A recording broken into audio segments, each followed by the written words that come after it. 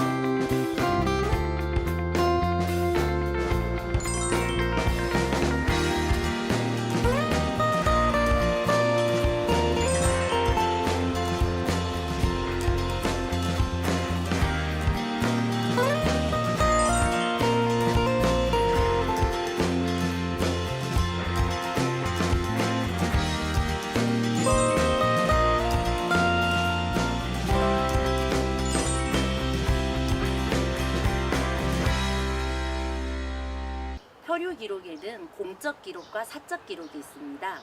공적 기록인 조선왕조실록, 비변사 등록, 승정원 일기 등을 보면 표류인을 조사해서 신문에서 표류 경위, 외국에 대한 정보 등을 얻는 것을 기록한 것을 볼 수 있습니다. 사적 기록으로는 최고 장한철의 표회록과 같이 본인의 직접적인 표류 체험을 본인이 직접 기록한 것이 있고요. 문순득의 표회시말과 같이 이 사람의 표류 체험을 제3자가 듣고 기록한 경우가 있습니다. 이러한 사적 기록의 경우에는 개인의 감정도 담겨 있고 내용도 공적 기록보다 훨씬 풍부하다는 특징을 가지고 있습니다.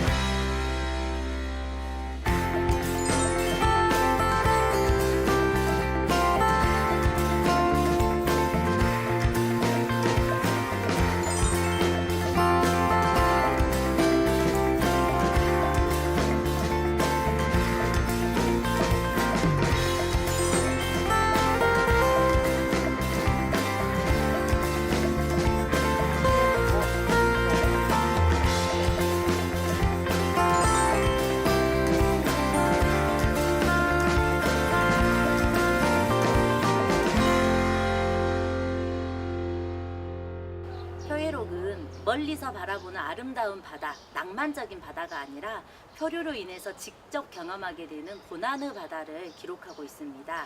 그렇기 때문에 해양 문학 중에서도 본인의 직접 경험을 기록한 생생한 해양 문학으로서 특별한 위치를 가지고 있습니다. 또 표류로 인해서이긴 하지만 일본, 중국, 필리핀 등 다양한 나라를 경험하게 되고 그곳에서 여정을 기록하게 되는데요. 그렇기 때문에 표회록은 기행문학의 여행 공간을 한반도 밖, 세계로 넓힌다는 특징을 가지고 있습니다.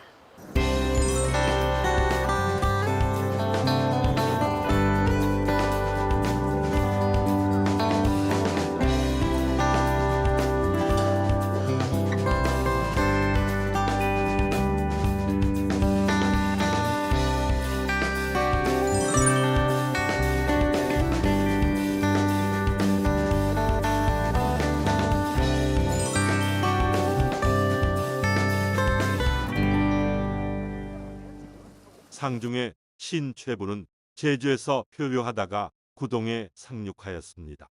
그 후 월남을 지나 연북을 거쳐 6월 14일 청파역에 도착하여 삼가 전지를 받들어 일행의 일록을 편집하여 올립니다.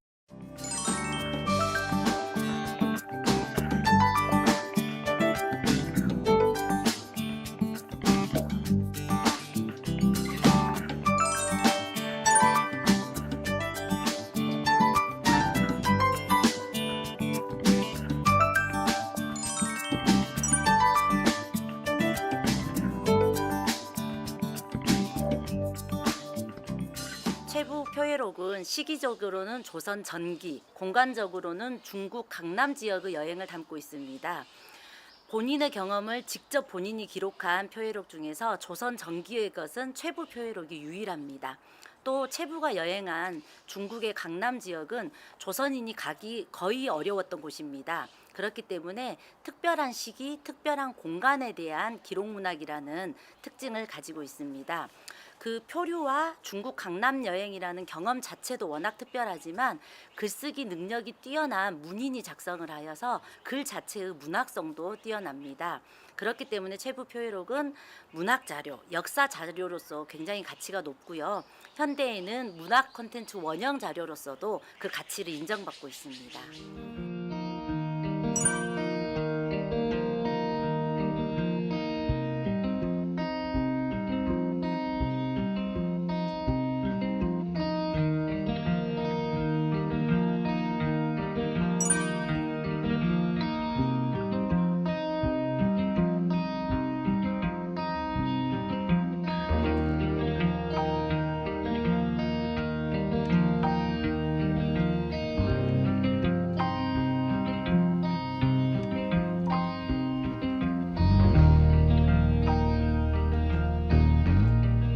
조선 전기의 문신인 최부 선생의 묘가 있는 늘어지 마을입니다.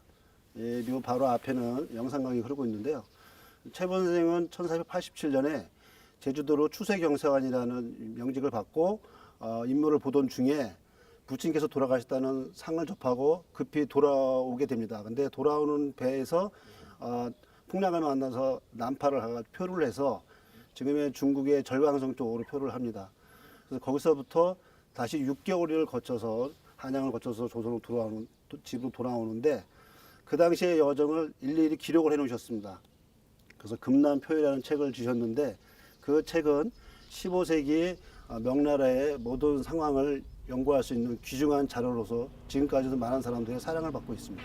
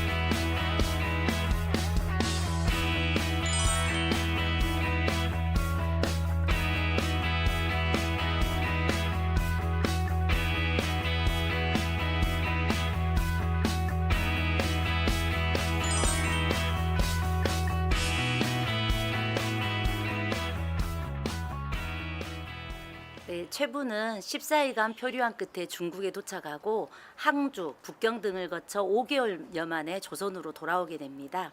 표회록 속에는 이 5개월여의 경험이 굉장히 구체적으로 일기체로 하루도 빠짐없이 기록되어 있습니다. 그렇기 때문에 표류 후 구체적인 상황, 북경 등 중국에서 보게 된 풍경에 대한 구체적인 묘사, 또 중국인과의 필담 등도 모두 자세하게 담겨 있습니다.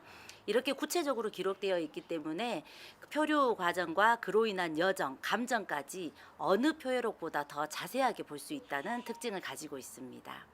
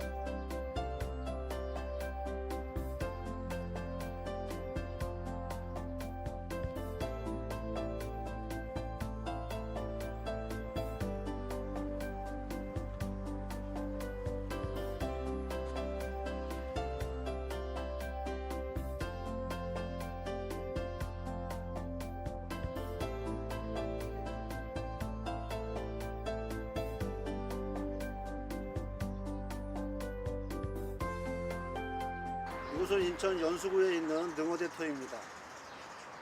이곳은 백제의 사신들이 중국으로 가기 위해서 배를 타기 위해 기다린 곳입니다. 여기서 좀 떨어진 지금의 송도역이 당시에 대진이라 가지고 한나루라는 나루터가 있었던 곳입니다. 백제 사신들은 이곳에서 순풍을 기다렸다가 한나루에서 배를 타고 황해를 건너 산동방도 등주에 이르렀습니다.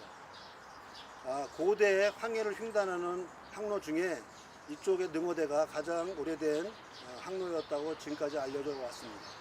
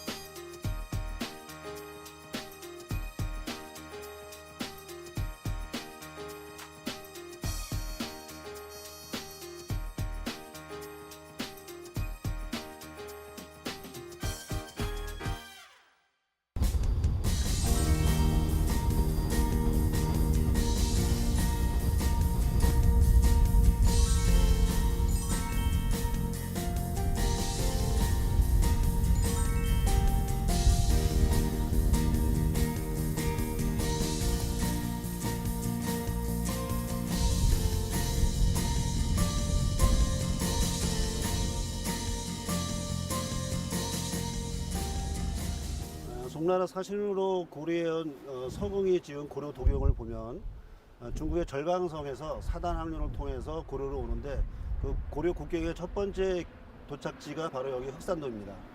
그래서 서궁이 그 기록에 보면 흑산도가 왜 흑산도라 했냐면은 바다가 푸르다못해 검게 보이고 산과 여기 흑산도의 산과 같이 다 검게 보인다고 해서 흑산이라고 한다는 기록이 있습니다. 그러면 여기서부터 고려 개성의 경남도까지는 어떻게 갔냐면 지금 저기 철탑 부근에 보이는 그쪽에 봉수대가 있다고 합니다.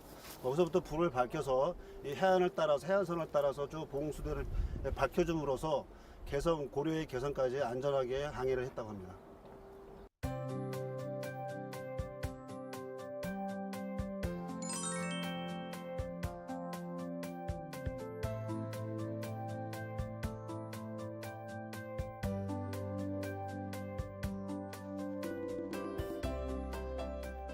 저는 지금 전북 군산의 선유도의 망주봉 앞에 와 있습니다. 이곳은 고려시대에 군산도로 불렸던 곳이로요. 송나라의 서공이 고려의 사신으로 방문할 때 흑산도를 거쳐 이곳 군산도에 정박했습니다. 고려는 국가를 대표해서 김부식을 이곳에 파견했습니다. 김부식은 송나라의 서궁을 이곳에서 영접하고 개경까지 안내를 하게 됩니다.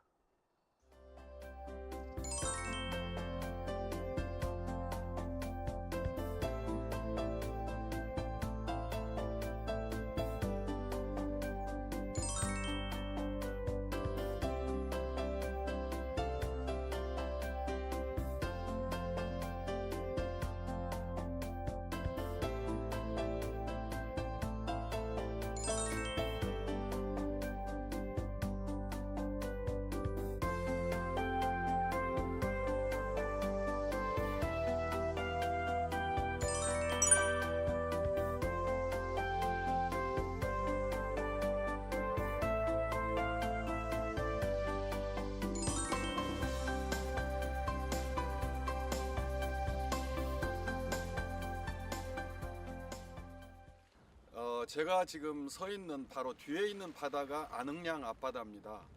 1123년 6월 8일 송나라 사신 서궁 일행은 오후 유시 그러니까 6시에서 7시 사이에 이쪽 지역을 통과해서 마도 앞바다에 정박을 하게 됩니다.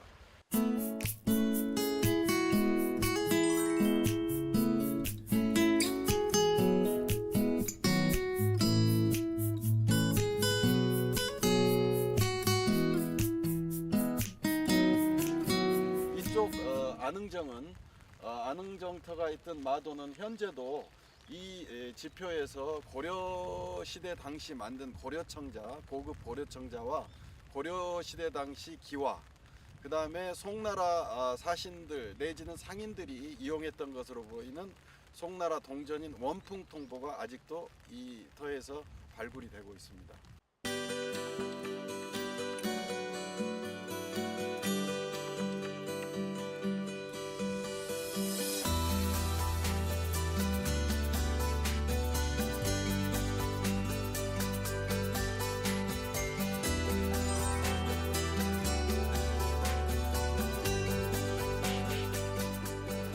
제가 서 있는 자리에서 지금 건너편에 보이는 섬, 저기가 월미도입니다. 이 영종진과 월미도 사이의 물길을 제물량이라고 부르죠. 그래서 그 서울로 올라가는 혹은 개성으로 올라가는 물길이 다 여기를 거쳐갔던 걸로 짐작이 되는데요. 고려시대 그 송나라의 사신 서궁이 올라왔던 물길도 이 물길이었겠고요. 그 고려도경에 보면 서궁이 영종도에 내려서 그 제물사라는 절에 들러서 그 경원정에서 그 제물사라는 절에서 그 송밀의 위패에 제사를 지냈다는 기록이 나옵니다. 그리고 이제 경원정에 관련된 그 기록이 나오는데 아마도 그 경원정이 이 근방 어딘가에 있었을 것으로 추정이 됩니다. 왜냐하면 물길이 바로 옆으로 흘렀기 때문에 회로로 따라 올라갔기 때문에 내리기 쉽고 그 다음에 다시 배 타기 쉬운 이 근방 어디에 경원정이 있었을 걸로 추정이 되고요.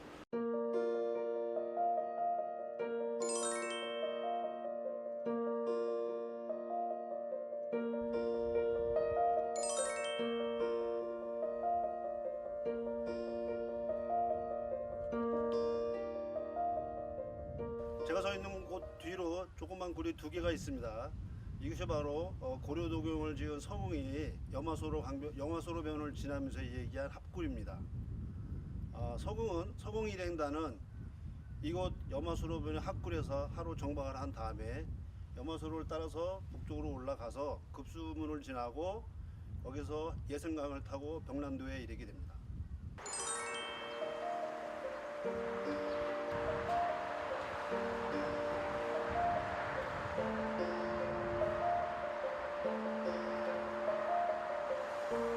인천 앞바다는 예로부터 우리나라의 주요 수운의 물길로 활용이 되었습니다. 특히 고려시대 송나라의 사신 서긍이 흑산도로 들어와서 서해안을 따라서 개성으로 들어갈 때 바로 인천 앞바다를 거쳐갔죠. 지금 바라보고 계시는 저 끝에 섬이 이제 영흥도인데요. 영흥도 앞을 지나서 대부도 사이 영흥도 앞을 지나서 영종도로 들어갑니다. 영종도에 들어가서 개성까지 올라가는데요. 요 바로 영흥도와 그 다음에 바로 보이시는 무의도, 영종도 요 사이의 물길이 또 한편으로는 중국과의 교역로로도 활용이 되지만 우리나라 조운선들의 물길이었습니다. 삼남지방 그러니까 경상도, 전라도, 충청도에서 올라오는 세곡선들 즉 조운선들이 바로 요 앞을 지나서 강화를 거쳐서 한강까지 올라가는 그 물길로 활용이 되죠. 그래서 인천 앞바다 같은 경우는 대외 교역로 혹은 국내 조운선의 좋은 물길로 활용되었다고 볼 수 있을 것 같습니다.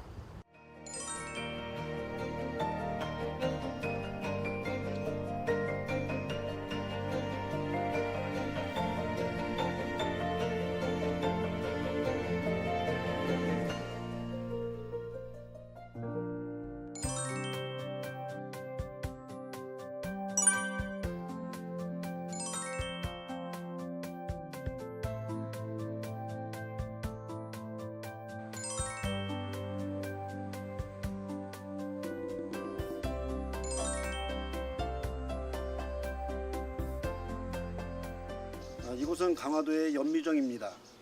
연미정은 한강과 서해바다가 만나는 강화도 북단에 위치한 곳인데요.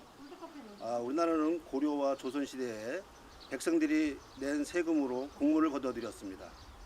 이렇게 거둬들인 조세는 강물과 바닷물을 통해서 개성과 한양으로 실어 날랐는데요. 이렇게 조세를 실어 나르는 길을 우리는 통틀어서 조운로라고 하고 이러한 제도를 조운제도라고 합니다.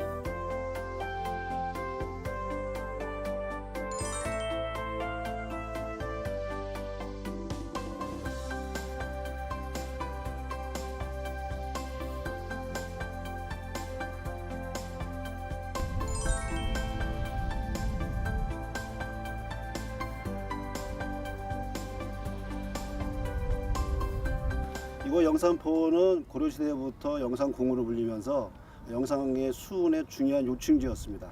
조선시대에는 나주목으로 불리면서 이쪽 남부지방의 수곡을 전부 집산지였고 또 이쪽에서 집산한 수곡을 한양으로 옮기는 그러한 중요한 길이기도 했습니다.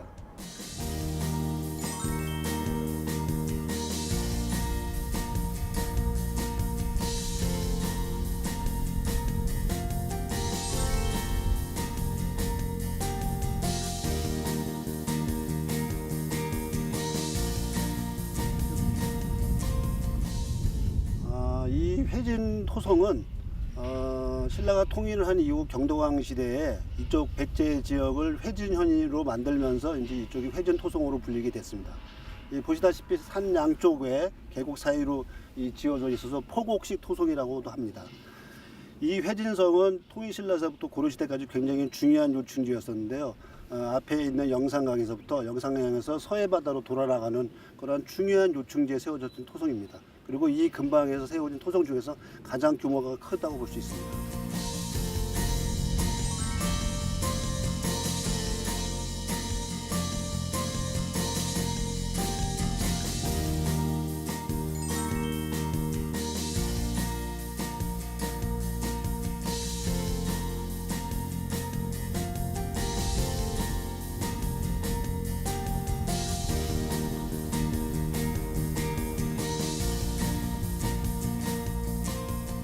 아페도의 송공산성터입니다.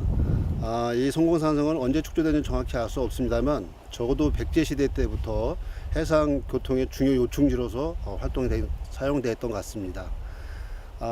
송공산성은 후삼국 시대 우리가 수달장군으로 알려져 있는 능충장군이 이쪽 서남부 해안을 장악한 해상 세력으로 사용하는 본거지였기도 했습니다. 그 이후에 공해가 왕건으로 하여금 이쪽 서해 남부 지역을 장악했고 명령을 내리자 왕건이 이쪽에 와서 능충 수달장군과의 싸움에서 수달장군을 사로잡게 됩니다. 그 이후로 서해 남부의 해상 세력은 전부 왕건에게 항복을 하게 되고 수달장군은 끝내 항복을 하지 않고 궁에 의해서 처형되게 됩니다. 그 이후로 이쪽 서해 남부 이론서부터 남부 해안까지 전부 왕건이 차지하게 되었습니다.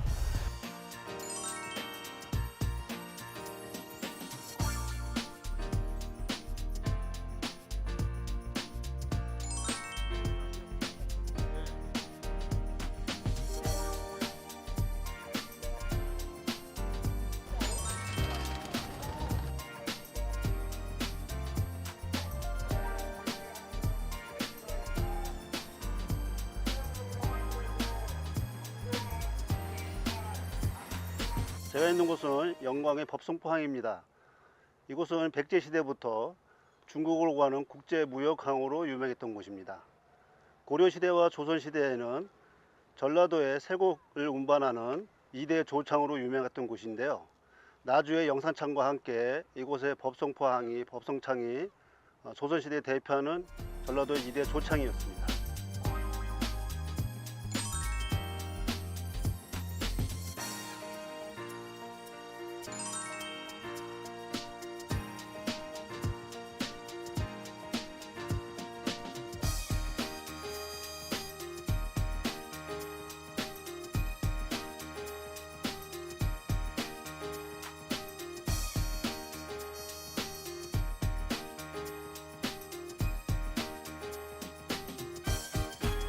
지금 뒤로 보시는 바다가 마도에 연접한 안흥량 앞바다입니다.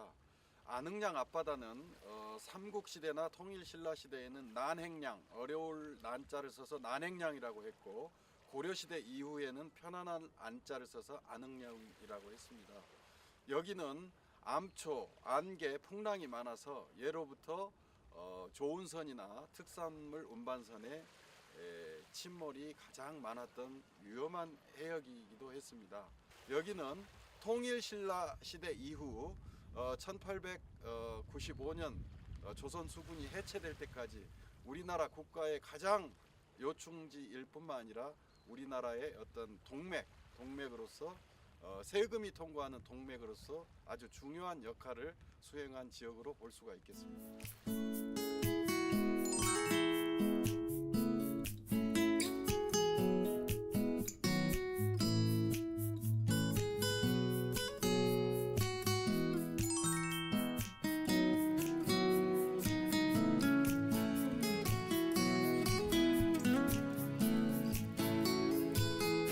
해안반도에서 영흥도와 영종도를 거쳐서 이곳 강화도 연미정 밑에까지 이르게 됩니다. 이곳에서 서해안은 조소간만의 심했기 때문에 이쪽에서 만조 때까지 기다린 다음에 예선강을 타고 개성으로 올라가거나 한강을 타고 한양으로 올라갔습니다.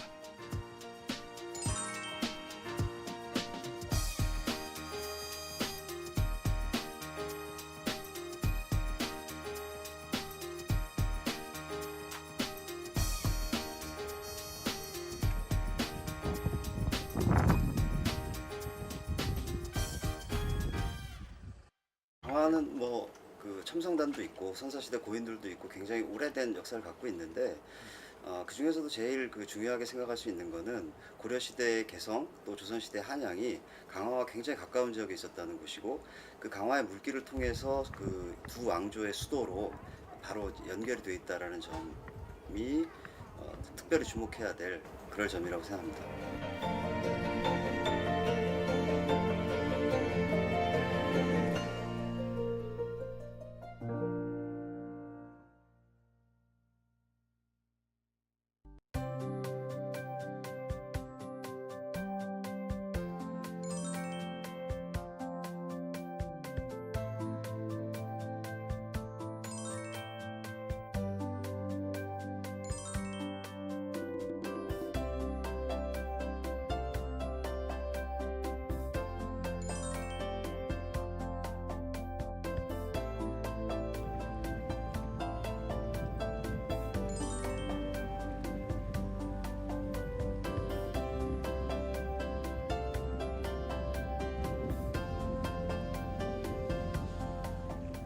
여기는 고려 산별초군이 대몽 항쟁을 시작한 출발점인 강화 외포리입니다. 산별초군은 외세의 세력에 굴하지 않고 백성들과 힘을 합쳐서 국가를 수호하고 나라를 지킨 항쟁의 역사를 대변하는 군대입니다. 오늘은 산별초군에 대해서 자세히 알아보겠습니다. 몽골의 계속된 침입으로 인해 고려는 수도를 강화도로 옮기며 끝까지 항전하였으나 1270년 고려 원정이 개경으로 한도를 하게 되면서 고려와 몽골의 전쟁은 막을 내리게 되었다.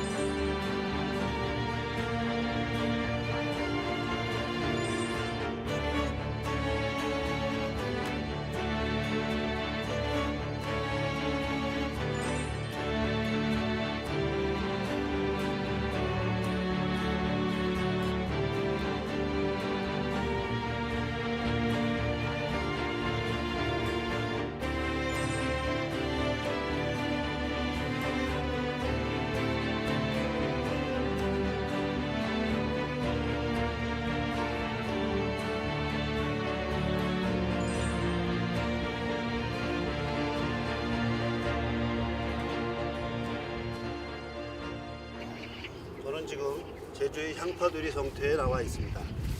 지금은 단장이 잘 되어 있지만 약 700여 년 전만 하더라도 이곳에서 700명의 고려 산별초군이 12,000명의 여몽 항쟁군에 대항해서 최후의 격전을 벌인 곳이기도 합니다. 김통정 장군이 이끄는 700명의 결사대는 용감히 싸웠지만 12,000명의 여몽 항쟁군을 이길 수는 없었습니다. 결과적으로 장렬하게 전사하고 산별초군은 패배하게 되는데 이 이후로 제주는 원나라에 귀속되게 되고 국민항행 시절에 최영 장군이 묵호의 난을 평정하면서 제주를 다시 되찾을 때까지 100년 동안 원나라의 지배를 받게 됩니다.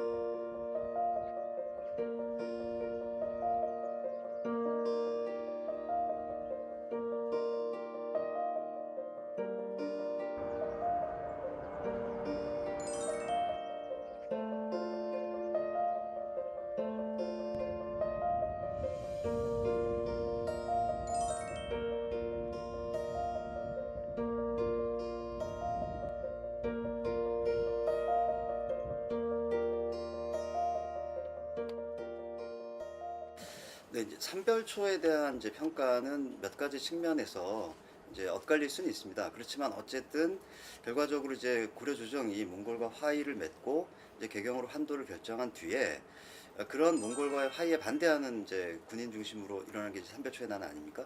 근데 이제 그때 이제 강화에서 지금 이제 여러 의견들이 있습니다만 대개 그 강화의 서쪽에 해당되는 그 외포리를 이제 산별초가 출발한 곳으로 보고 있고.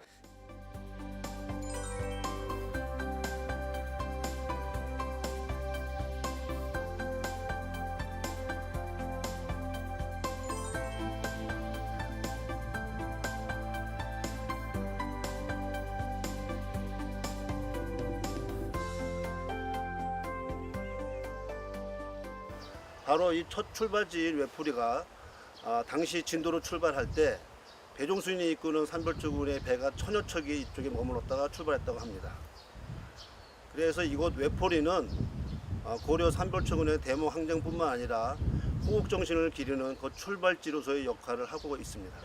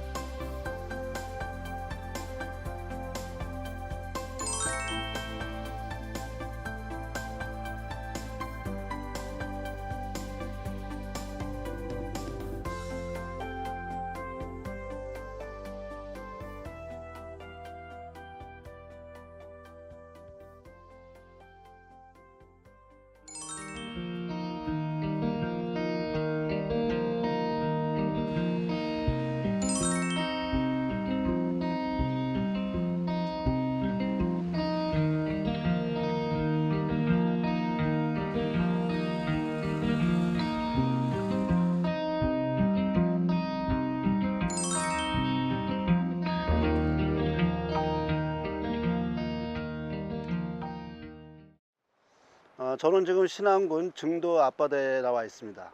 제 뒤로는 기념비가 있고 그 뒤쪽 바다 쪽에는 부평 한 점 떠 있는데 그곳이 바로 우리가 익히 알고 있는 신안 보물선이 발견된 지점입니다.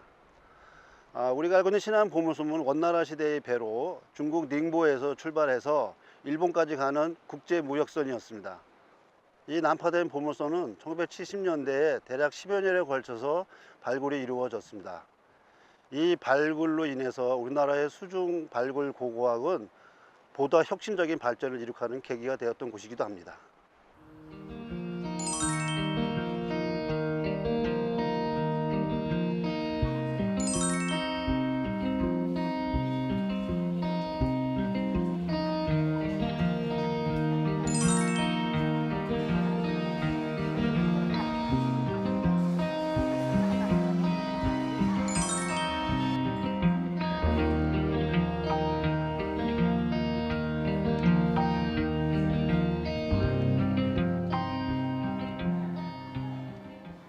신안선의 가장 대표적인 특징을 드러나면 제일 먼저 사실은 중세 해양 실크로드를 그대로 보여주는 동북아를 대표하는 무역선입니다. 그리고 특히 한중일 관계를 당시 한중일 관계를 그대로 보여주고 있는 선박이고요. 그걸 밝혀주는 게 이 선박인데 이 선박은 크기가 32m, 폭이 11m, 깊이가 3.1m, 실려있던 유물들이 거의 25,000점에 달하는 가장 큰 무역선임을 확실하게 됐죠. 당시 이제 이 신안선에 실려있던 유물 중에 가장 대표적인 게 중국에서 생산한 용천요, 경덕진요, 길주요, 정요, 자주요 이런 데서 생산한 중국 각지의 도자기들이 실려 있었고요. 그리고 이제 여기에 동전이 800만 점 실려 있다는 것도 당시에 동전이 무역품으로서 효용 가치가 컸었다.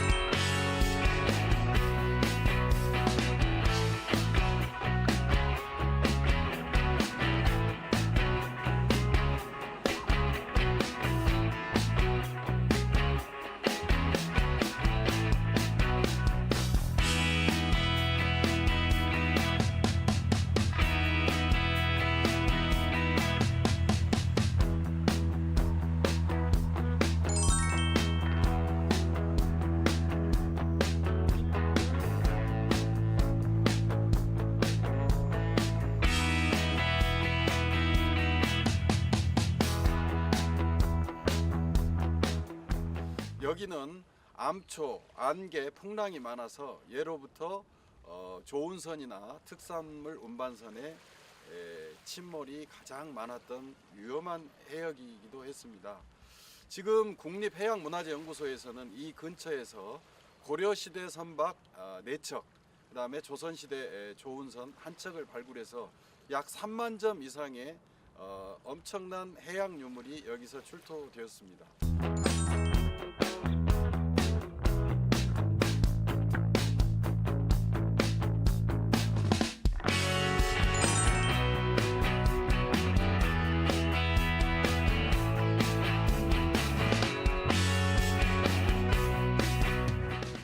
2013년도에 저 앞바다에서 고선박 한 채가 발굴되었습니다.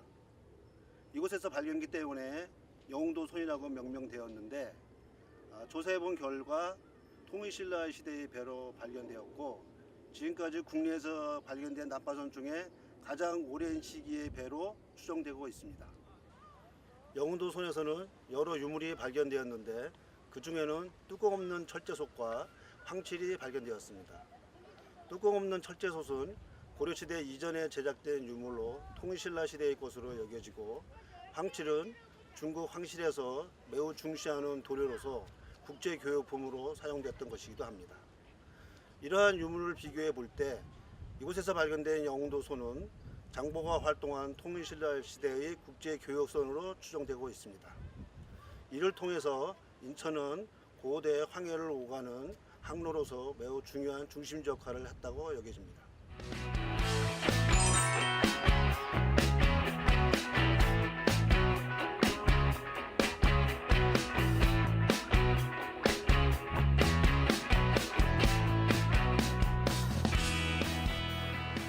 선체가 바닷속에서 이제 나오게 되면은 선체가 형태를 유지를 하고 있어요. 하지만 그 선체 내부에는 바닷물이라든지 이제 다른 걸로 약해져 있는 상태이거든요. 그래서 바닷물 소금에 들어있는 Cl이온이라는 것들을 제거를 해야 돼요. 그래서 처음에는 민물에 담가가지고 자연적으로 탈염이 되도록 그 Cl이온이 밖으로 나올 수 있도록 이제 그러는 작업을 먼저 하게 되는데요. 이제 그게 탈염 처리라고 하고요. 그 탈염 처리 같은 경우에는 저희가 자연적으로 탈염이 될 수 있도록 민물에 담가두는 거기 때문에 한 2년에서 3년 정도의 기간을 두고서 천천히 탈염이 일어날 수 있도록 해줍니다.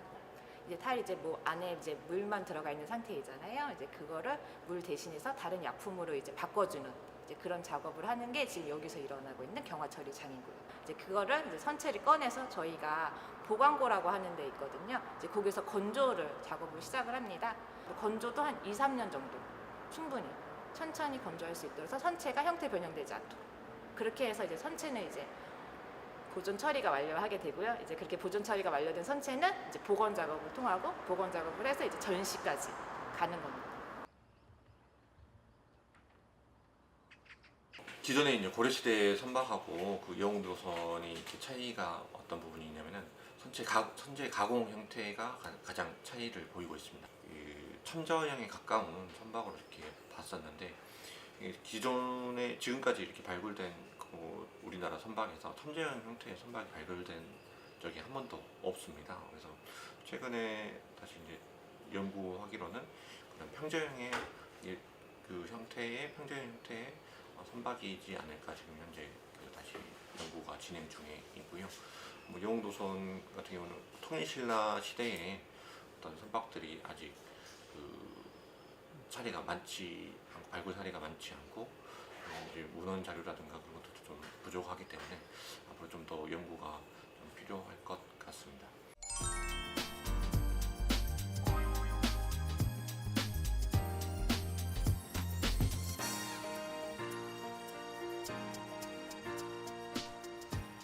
네, 신창리 유적은 83년도에 해녀분들이 처음으로 그 조업 중에 금제 유물을 발견하면서 이제 그 존재가 알려졌습니다. 그 이후로 이제 90년도에는 이제 그 남송시대 청자 유물들이 좀 나오면서 다시 한번 더 부각이 됐었는데요.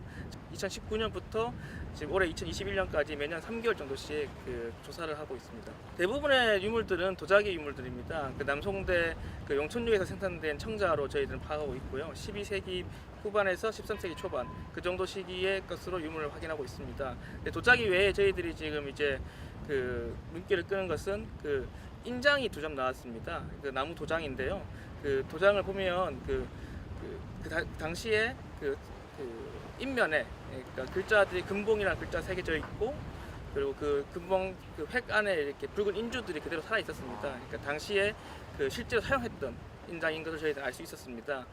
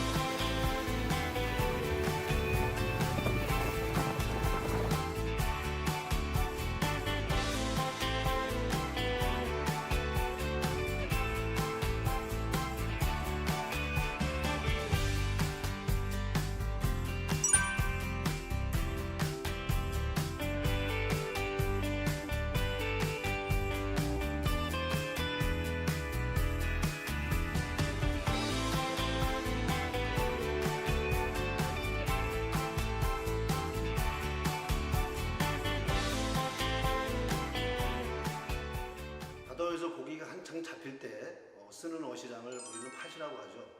팥으로 여러 고기가 유명하지만 특히 조기팥이가 유명합니다. 조기는 흑산도에서 칠산 앞바다 위도를 거쳐서 연평도로 올라오는 고기인데 특히 연평도의 팥이가 유명합니다. 그 이유는 연평도까지 올라온 조기는 길이도 크고 알도 굵기 때문입니다. 연평도의 팥이가 쓰는 것은 보통 음력 4월 소만이었습니다. 그래서 소만살이라고 하고 이때는 어획량이 굉장히 많았는데 조기 생일이라고 불리기도 했습니다.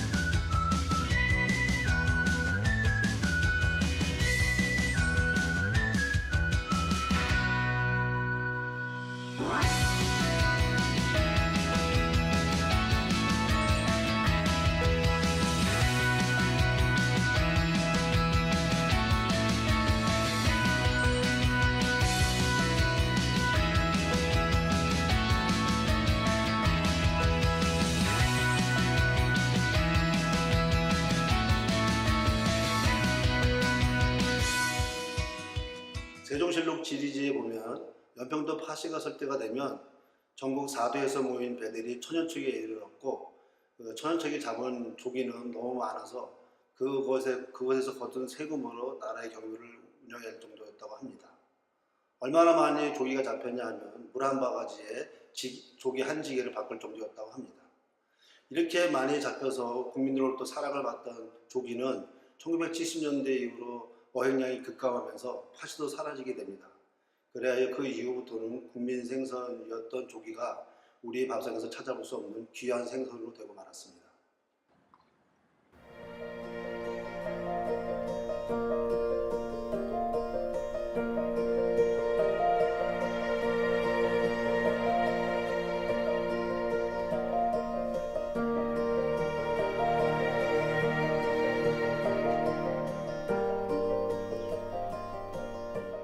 여기는 연평도에 있는 임경업 장군의 사당입니다.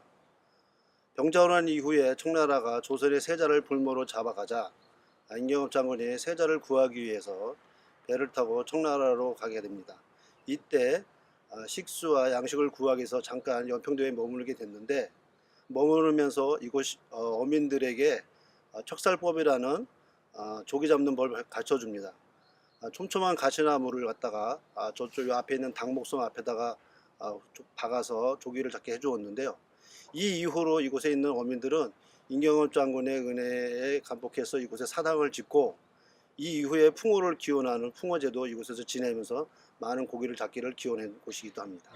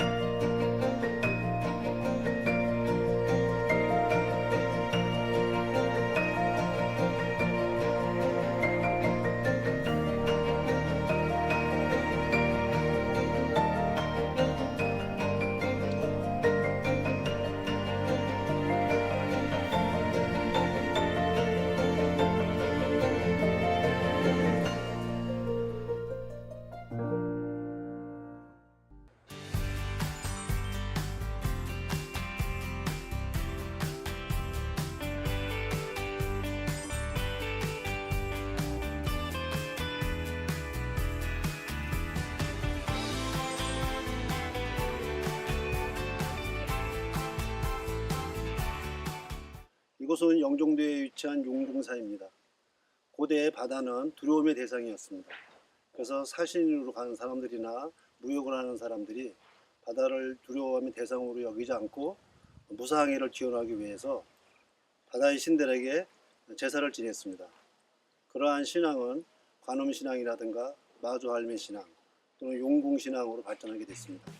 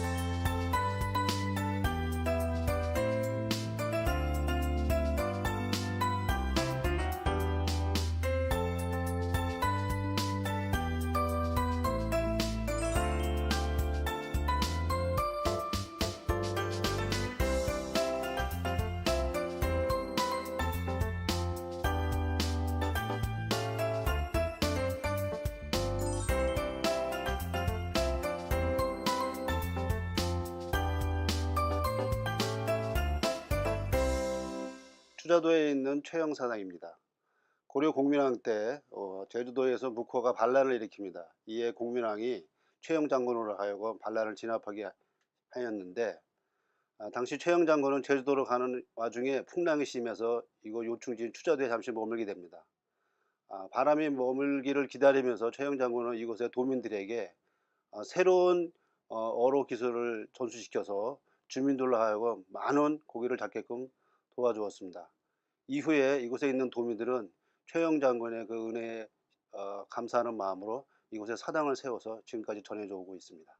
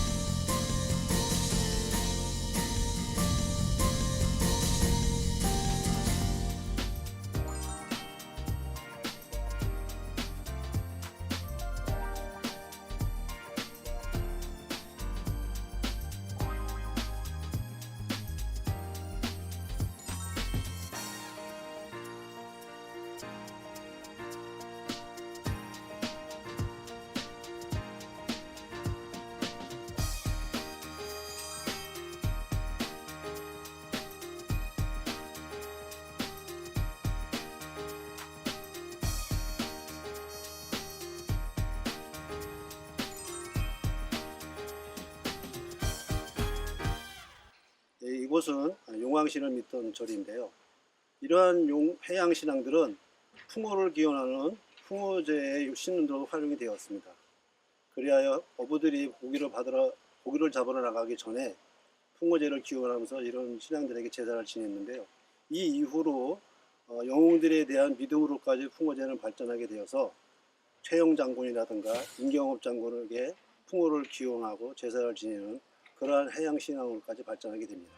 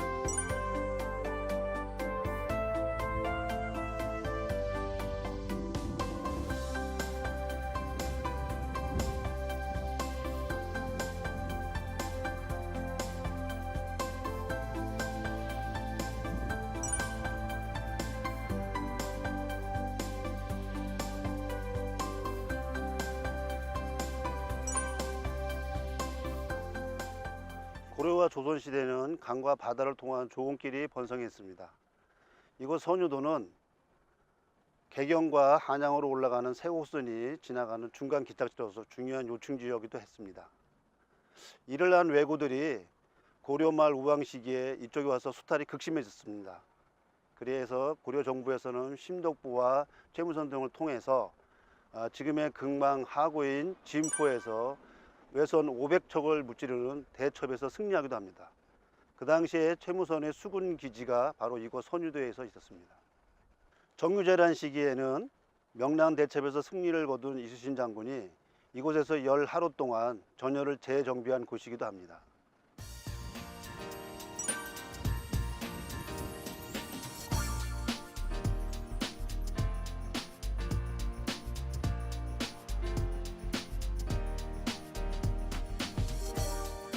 이곳은 고려시대 때 건모포라는 포구가 있었던 곳입니다. 고려 수군의 전함을 제작하던 곳이기도 한데요. 여기서 전함을 제작하게 된 이유는 이 근처에서 해풍을 받고 자라는 질 좋고 단단한 소나무의 황장목이 많이 났기 때문입니다. 황장목은 전함 제조뿐만 아니라 궁궐을 건축하는 데 중요한 재료로도 사용했습니다. 그래서 고려에서는 황장목을 관리하는 관료를 특별히 파견하기도 했습니다. 여몽 연합군이 일본을 정벌하기 위해서 수많은 배를 제조했는데요. 이쪽에서도 황장목을 사용하여 수백 척의 전선을 건조했다는 기록이 같이 있는 곳이기도 합니다.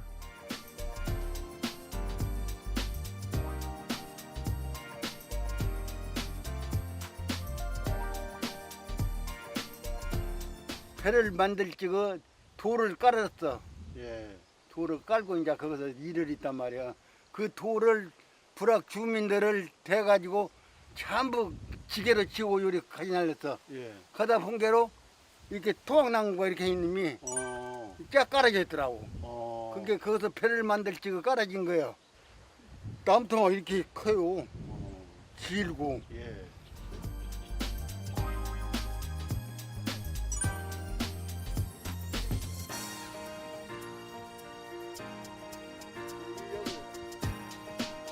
여기서 배를 만들었어. 바닥에 이렇게 나무가 둥그런 게 박혀 있었던 건가요? 아니요, 깔아졌어. 옆에 옆으로 그냥 이렇게 쭉. 예. 여기가 갯벌이었었나요, 그러면? 갯벌이지. 갯벌 아래에 그냥 나무들 쭉. 나무다 해놓고 여기서 배를 만드는 거예요. 길이가 컸나요? 길이가? 배, 나무 토막? 예, 예. 나무 토막 길이가 한 3m 이상 돼. 와.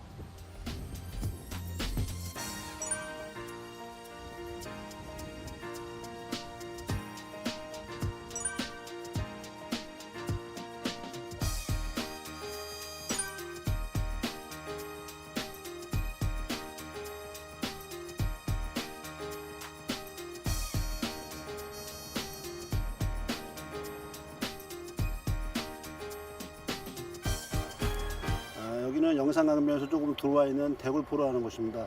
조선 초기 태종 때 거북선을 만들어 제작한 장소로도 알려져 있습니다.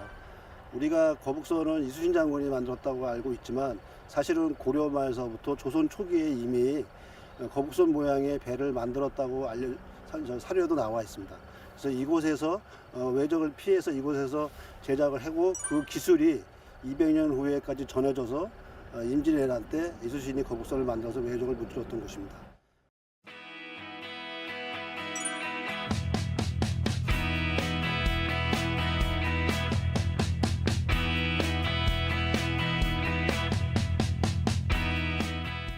고금도의 충무사에 와 있습니다.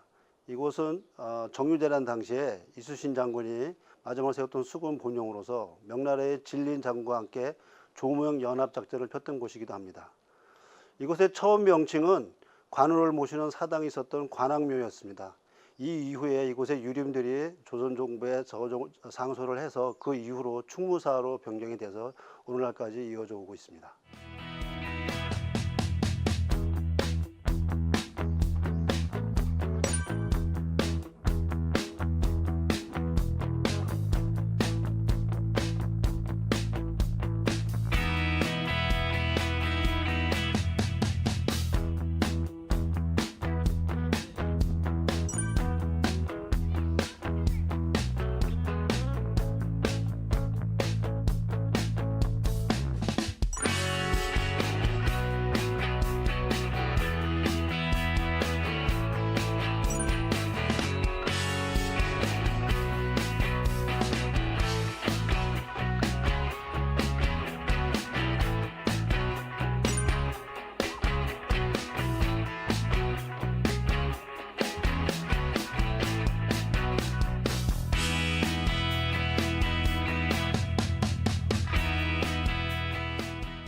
제가 지금 서 있는 곳이 태안군 신진도리 149번지 일대입니다. 이쪽 바로 제가 서 있는 뒤쪽은 태안 신진도 고가가 있던 지역으로 여기서 조선시대 안흥진 수군의 군적부가 발견된 지역이기도 합니다. 여기 안흥진 수군이 주둔한 신진도에서는 거북선, 판옥선, 병선, 사우선 등 조선시대에는 약 300여 명이 수군이 주둔하면서 조운선의 안전한 통행을 위해서 우리 그 배들을 관리하던 그런 지역이기도 합니다.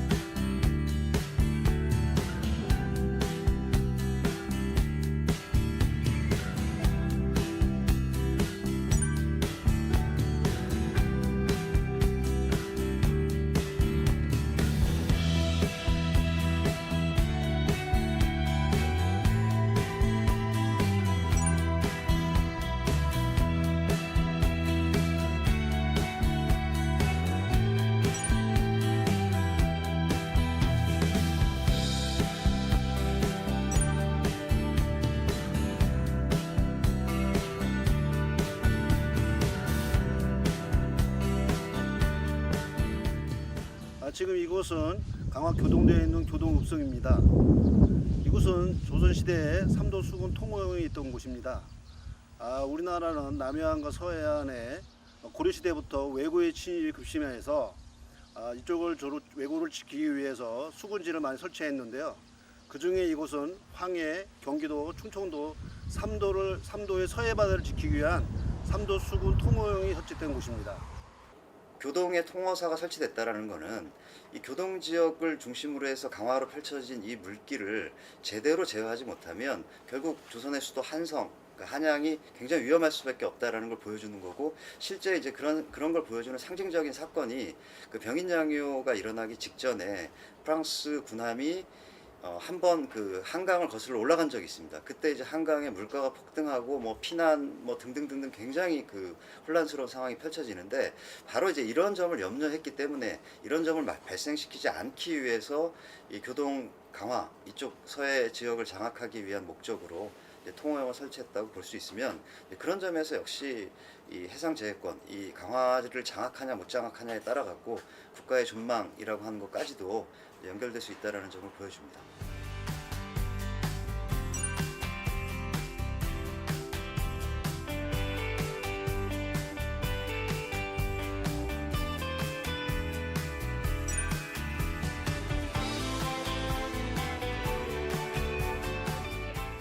이곳 영종진에 와 있는데요. 지금 제가 서 있는 자리에서 지금 건너편에 보이는 섬, 저기가 월미도입니다. 이 영종진과 월미도 사이의 물길을 제물양이라고 부르죠. 그래서 그 서울로 올라가는 혹은 개성으로 올라가는 물길이 다 여기를 거쳐갔던 걸로 짐작이 되는데요. 이 자리가 이제 영종진이거든요. 영종진이 이쪽으로 오게 된 것은, 이제 설립이 된 것은 효종 때예요. 조선 효종 때인데, 그 효종 때 그 남양만에 있던 그 영종진을 이쪽으로 이전을 하게 되죠. 이전하게 된 배경은 바로 저 건너에 보이는 월미도 아래에 그 월미 행궁이 있습니다. 이게 병자호란 때 임금이 강화도로 피난을 가야 되는데 피난을 가지 못하고 남한산성으로 들어간 그 전례가 있거든요. 그래서 유사시에 임금이 피난처로 사용한 강화도로 가기 위해서 이 강화도로 가는 길이 막혔을 때 우회로도 개척합니다. 그 우회로가 인천까지 육로로 와서 인천에서 월미도를 건너와서 월미도에서 물때를 기다리면서 월미 행궁에 머무르다가 영종도 거쳐서 강화도로 들어가는데, 요 임금의 어가 행렬을 보호하기 위한 그 목적에서 이 영종진을 이쪽으로 옮겨 놓는 거죠. 그런 의미에서 이쪽에 영종진이 설치가 됐다라고 볼 수 있을 것 같습니다.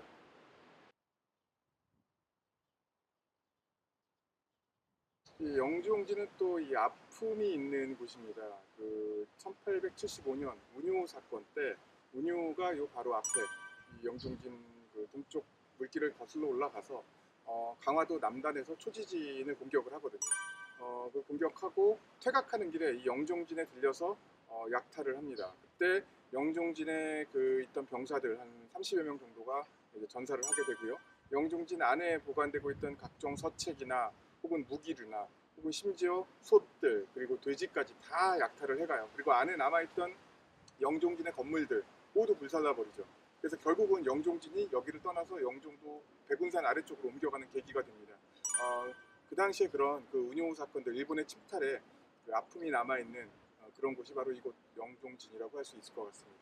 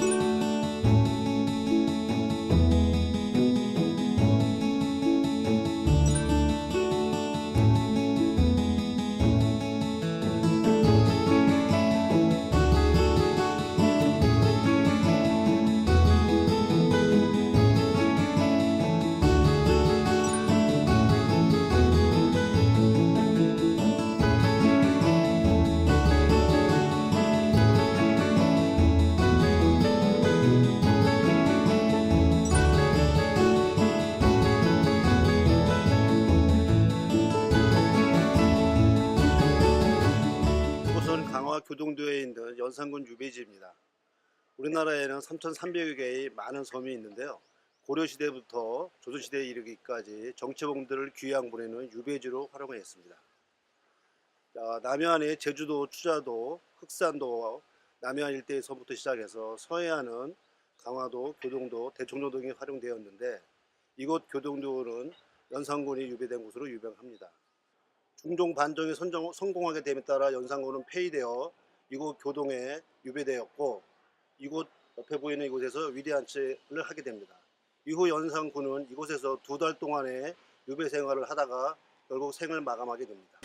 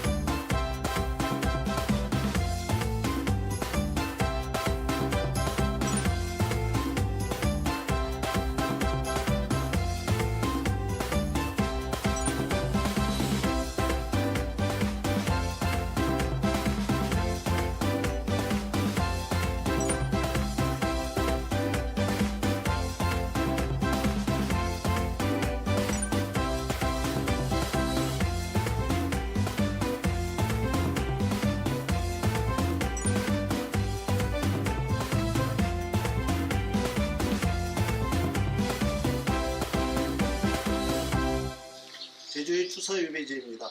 추사 김정희는 1840년에 반대파로부터 모함을 받아 이곳 제주로 유배를 오게 됐습니다. 약 8년 3개월에 이르는 유배 생활 기간 동안에 이곳에서 많은 수학들을 양성하기도 했습니다.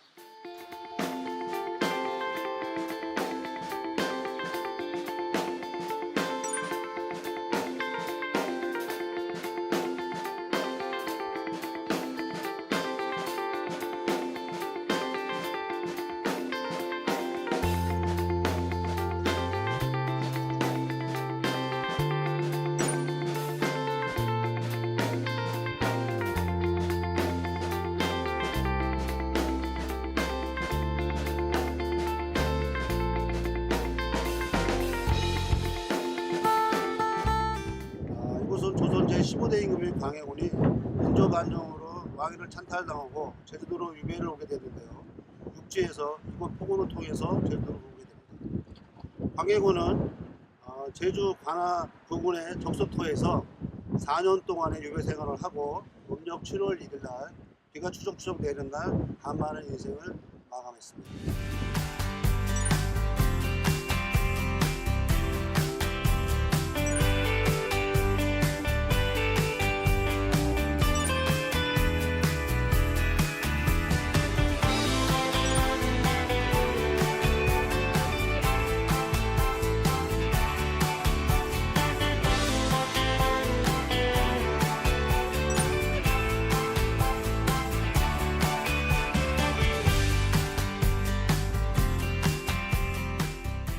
저는 지금 추자도 남단의 황경안의 묘 앞에 와 있습니다. 황경안은 황사양의 아들로 우리가 이렇게 잘 알고 있는 황사양 백사 사건을 일으킨 황사양의 아들입니다. 황사양 백사 사건으로 신유 박해를 받으면서 황경안과 그 어머니인 정란주가 이쪽으로 유배를 되는데 어머니 정란주는 제주도로, 아들인 황경안은 추자도로 유배를 됩니다. 이곳 추자도에서 우여곡절을 겪으며 살아난 황경안은 이후에 어머니의 일생을 보고 자신이 이곳에서 제주도로 간 어머니를 그리면서 눈물의 세월을 보다가 죽은 곳이기도 합니다.